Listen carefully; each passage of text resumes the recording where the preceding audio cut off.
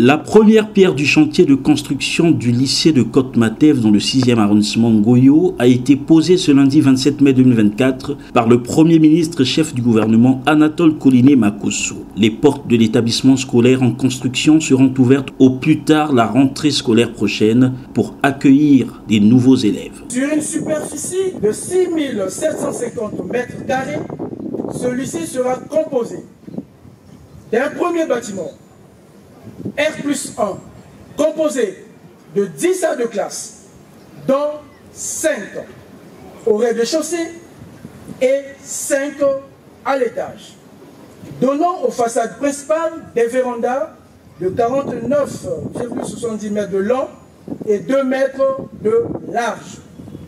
Chaque salle de classe comprendra spécifiquement des portes métalliques, de tableaux verts, un faux plafond situé à 3,06 mètres de la dalle de sol et une couverture en tôle bac alu.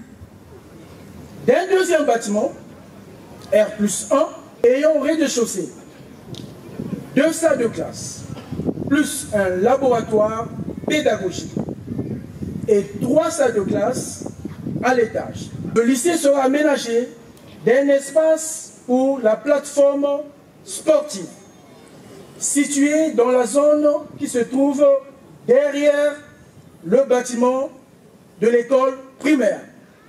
D'ailleurs, qui sera démoli et reconstruit vers l'entrée principale de l'école primaire dans le but d'agrandir l'emprise du dit lycée. La construction du dit lycée intègre la volonté du président de la République Denis Sassou Nguesso, celle de mailler le territoire national en infrastructures scolaires modernes en rapprochant l'école des apprenants. Une manière de permettre à tous les enfants du pays d'avoir accès à l'éducation. Jusqu'à hier dimanche, ce pôle de Côte-Matev apparaissait comme un trou noir par l'absence d'une infrastructure capable de recevoir tous les flux qui immigrent quotidiennement vers Tchambazassi, Mpaka et Pointe-Nord 2 ou le lycée Victor Augagneur.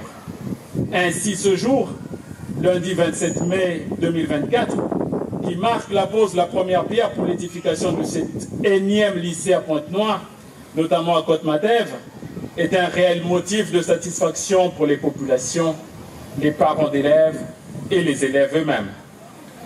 En effet, de nombreux jeunes de Chimbamba, Ngoyo, Paka, Nanga, Futa ou Njeno vont d'ici quelques mois avoir leur lycée à proximité de leur domicile. Fini donc les longues distances pour eux aussi, pour gagner un lycée d'enseignement général.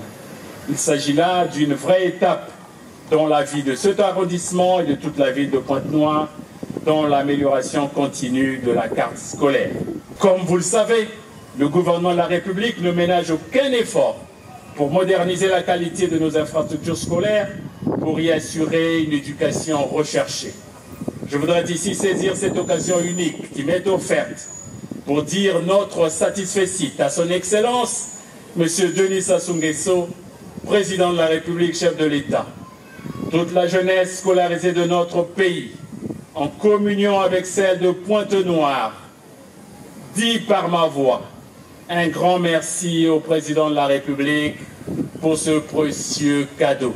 Les pléthores rendent en effet difficile l'acte d'apprentissage. Ce 3e lycée du 6e arrondissement Ngoyo va donc désengorger d'autres établissements scolaires environnants pour résoudre l'épineux problème de pléthore dans les salles de classe qui minent le système éducatif congolais, même si les efforts sont fournis pour le résorber. Le gouvernement poursuit la mise en œuvre de la politique du chef de l'État, a rappelé le Premier ministre chef du gouvernement, Anatole Koliné Makosso, répondant aux questions des journalistes. C'est la mise en œuvre de la politique du président, allant dans le sens de l'amélioration de la carte scolaire et de faire en sorte que nous ayons plusieurs lycées de proximité qui tiennent compte du développement démographique de nos communautés. Et comme l'a dit M. le ministre, que je félicite au passage pour tout ce qu'il est en train d'entreprendre à travers le pays, pour rapprocher les établissements scolaires des apprenants.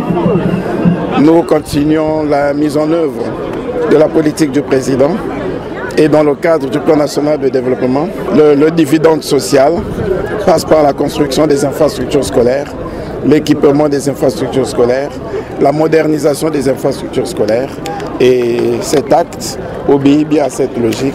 Nous ne pouvons que nous en réjouir et rassurer les jeunes apprenants que la politique mise en œuvre par le gouvernement va se renforcer encore en cette année de la jeunesse, mais au-delà, de sorte que ces populations n'aient pas à parcourir de longues distances. Aujourd'hui, le lycée de Côte-Matev, oui, des lycées avec des infrastructures relativement modernes, avec toutes les conditions réunies. Vous avez suivi le laboratoire, la bibliothèque. C'est pour que, effectivement, les élèves de Pointe-Noire, qui ont longtemps souffert hier du déficit et de la précarité des conditions d'apprentissage, puissent se sentir réellement dans des zones urbaines.